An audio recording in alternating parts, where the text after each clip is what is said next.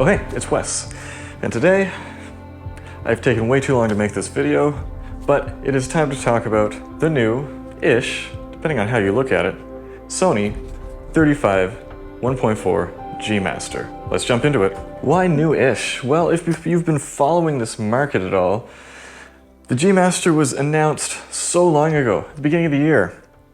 Early samples were sent out to reviewers, reviews were made, kind words were spoken, but unfortunately it didn't come out to us consumers until quite recently and is still on back order in a lot of places. I actually pre-ordered this lens when it was rumored. I contacted a camera store that I work with and they said, yeah, we know it's coming, we'll put your name on the list first. And even then, it was months before I got this lens.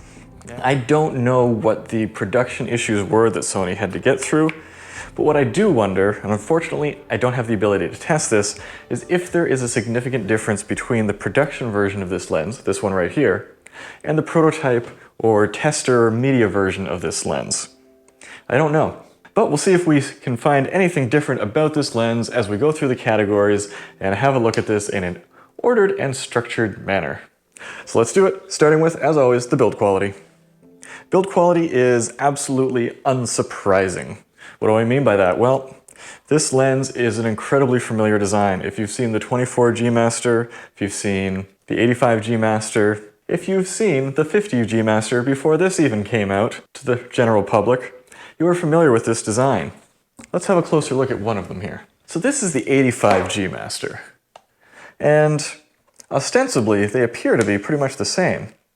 But if you hold them one after the other, you will notice that there's actually a lot of metal in the 85 G Master. Whereas, if you pick up the 35, you will notice the 35 feels very different to the touch. It doesn't feel as cold. Which tells us that there is less metal in here and more of the space-age polycarbonates that they're using to build this lens. Now, can I say whether or not that will be more durable? No, I cannot, not off the top of my head. But what I can say is that that results in a lighter lens. And some would actually say that it results in a smaller lens because you can do more things, more complex shapes in some ways, with a plastic that you can mold as opposed to a metal that you have to carve. Let's get over the elephant in the room right now and look at it right next to the 35 Zeiss. Very obviously, this is smaller and lighter because this guy is bigger and all metal design.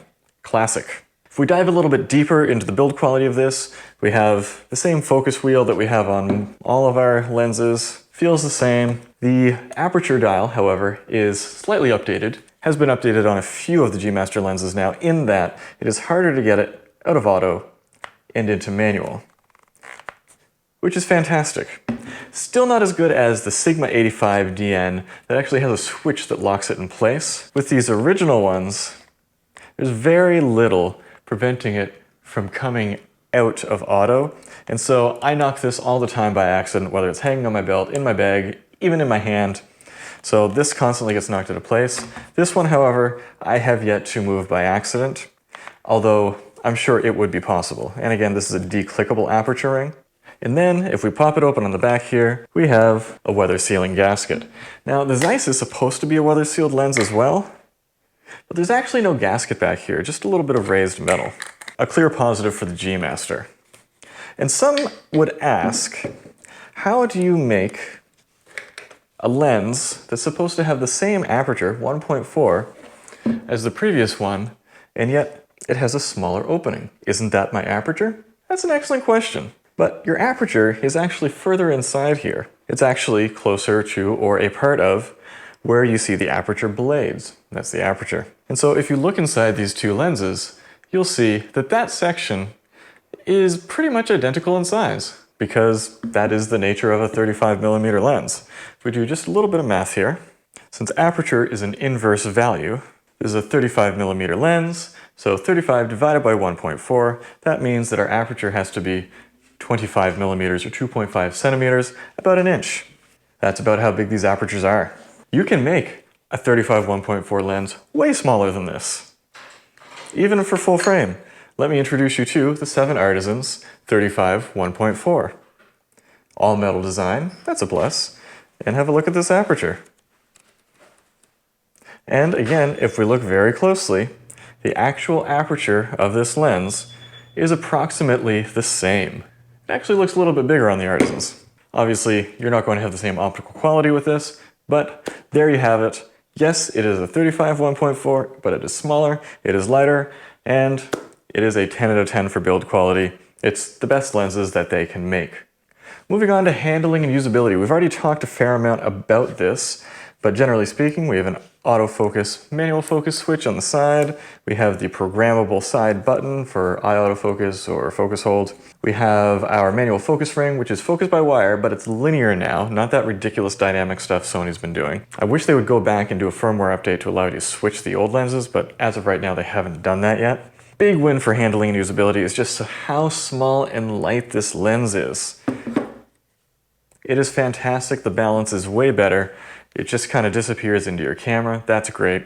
The only thing we're losing here is I'm just taking off a half a point because although they have the detent there, it's still not a lockable aperture ring. Normally I wouldn't take off a half a point for that, but since Sigma came out with their lockable aperture rings, it is a usability win that this is lacking. So that's a 9.5. Image quality. Now this is something that really there's not much to worry about. This is a G Master lens. And for the most part, G Master lenses have stellar image quality, especially the new ones that have been coming out, like the 51.2, the 135 1.8, and now this, also the 24. So, does this live up to it? Of course it does. It absolutely does. It is very sharp for a 35mm focal length, shockingly so. Honestly, it absolutely ruins the resolution and sharpness of the Zeiss. I am sorry to say that.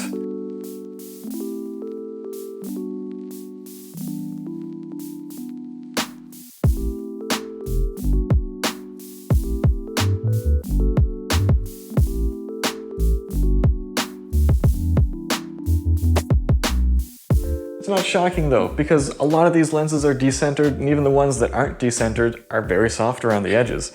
Whereas this one, the sharpness just pounds right out to the edge of the frame. Even wide open is very sharp toward the edge of the frame. It's only like right at the very edge that it softens up much at all. Chromatic aberration, still quite visible at 1.4, but still better controlled than the Zeiss. It disappears very quickly as you stop it down, however.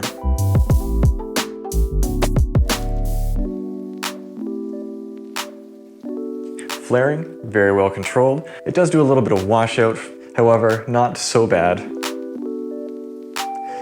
And it appears to also have a higher transmittance or T value than the Zeiss. If you take two pictures with the same exposure values, this one's going to be just a little bit brighter than in the Zeiss. So overall, as far as 35mm lenses go, for image quality, this is a very clear and easy 10 out of 10. For wide aperture 35, it just doesn't get any better than this. Hey, it's editing Wes, and before we finish this video, I want to jump in here and tell you about my new, exciting preset pack. It's called Editing Your Own Photos. Let me show you. Alright, so we'll bring up a picture here that we really like, that we really want to just get just right. And so what do? Well, there are a few ways that we can go about this. Number one, if you're really getting started, you could find a picture that you really like, that you want to bring it closer to. So let's find one. This one right here. Really like the colors and the composition in this picture right here. So let's see what we can do. Now, if you don't know what all the sliders and things in your editing program do, feel free to just move them around one at a time and see what they do. Honestly, you don't even need to watch a YouTube video about this to get started. Just take the sliders, slide them up and down, and just to see what happens. And then, eventually, you will learn what every single one of those sliders does. We're looking much more wiggly now. So that's fantastic. So these things might take a while, but believe me, it'll be worth it in the long run. Go through every single setting that you have in your editor, whether it be Lightroom or Luminar or Capture One, and figure out what they all do. If there's a bar or a button that you don't know about, play with it. Up and down, all over the place until you know what it does and how it interacts with everything else. And also, if you want to see more image samples, check down below. Back to you, Wes. Image character, and this is what I am most worried about with new, modern, and G Master lenses. We increase the image quality so far that they just become stale and clinical So how does this one do? The main concern for me, and the issue that I had with the 135 that is a lot of people's favorite lens, is that it just does not pop for me. Now, a lot of people say that you actually have to have chromatic aberration, you have to have errors in the lens. It has to be some way suboptimal optically to have that kind of pop. Does this lens pop? This lens does not just pop, this lens slaps. It is a fantastic lens and images just pop and jump right off the frame. I was surprised. For 35, you do not necessarily expect that at the 35 focal length, but maybe a little further up there. But when this lens is wide open or close to that, oh my goodness, things look fantastic and they jump right out at you. The science behind that, a little bit shaky. I'm not sure exactly how that is caused, but this one works great for that. The bokeh, super clean. Not 100% perfect. If you look super close, you can see a tiny bit of onion ringing, but only with exact exposure on those bokeh balls. Compared to the Zeiss, however, the bokeh is vastly superior in just general consistency and smoothness. Lots of onion ringing here. You get more footballing closer to the center of the frame. This one's much better controlled with the 35 G Master, and things smooth right out in a lovely manner. Don't get very much swirl. Some people like that, some people don't. Also with the Zeiss, it didn't really have much for sun stars. You stop it down and it just kind of look the same. Just kind of bleh. Anyway, this one, you stop it down, phenomenal sun stars, looks fantastic. I've generally used the 16 to 35 because it had great sun stars when I wanted that effect. This one does as good or better for that, so that's fantastic as well. So, although it's a bit clinical, a bit dry, it is unexpectedly interesting and lovely. I am giving this an 8 out of 10 for image character, which is very high for me for a modern lens. Autofocus. This has the latest Sony direct drive autofocus system. No surprises at all. It's fantastic for video, very accurate, very fast, very snappy. I found it to be more reliable than the 24 G Master, which I had some issues with in busier backlit situations. I had no such issues with this one. I do have to take off a little bit of pointage though, because there is slightly excessive focus breathing. Depends on your standards though. Some people will find it excessive, some people won't. And it depends if you're a photographer or videographer or both. So I'm giving this a 9.5 out of 10 for autofocus. If you're primarily a videographer, I might bring that down to like an 8.5 or a 9, because it's very much a matter of taste and workflow and what you do. Value. This one's a bit tricky because there are so many 35mm lenses available for E-mount now. Like, the options are unbelievably wide. So we're going to narrow this down a little bit to just wider apertures, so f1.8 thereabouts and wider. So this one comes in at $1,400. Seems like a lot of money, but for a G Master lens, it's not. It's reasonable. But how reasonable? So let's compare this to Sigma's offerings. They have a lot of offerings. They have the classic art lens that kind of has an adapter to E-mount. They have the new art lens that is direct native, DN. And we have the 35 art 1.2, even wider than this. Enormous hulk of a lens, $1,500, a little bit more, but many people think that is the finest 35 ever devised. I haven't used it, so I can't comment on that. Sony, however, has the 35 1.8, which is a stellar lens for video, very little focus breathing, already very sharp and consistent, just not quite as bright. That is $750. And then this lens, which used to be incredibly expensive, has significantly dropped in price to $1,000, which is a problem for me because I'm trying to sell it and I'm going to lose a lot of money on it. Then you have the Samyang 1.8 for $400 and the Samyang 1.4 for $800. Not the same level of quality as this for a variety of reasons. Then there's the Batis 40 2.0. That's pretty close. That's $1,300. Also pretty close in price. And if you want to really go down to the bottom, you've got a 7 Artisans for full frame 1.4 for $200. Very fun lens. Definitely not as sharp as that one. Now, Canon and Nikon still don't have wide aperture 35s for their mirrorless mounts yet. All they have are their 1.8s, which come in at $500 and $850. It's pretty rich.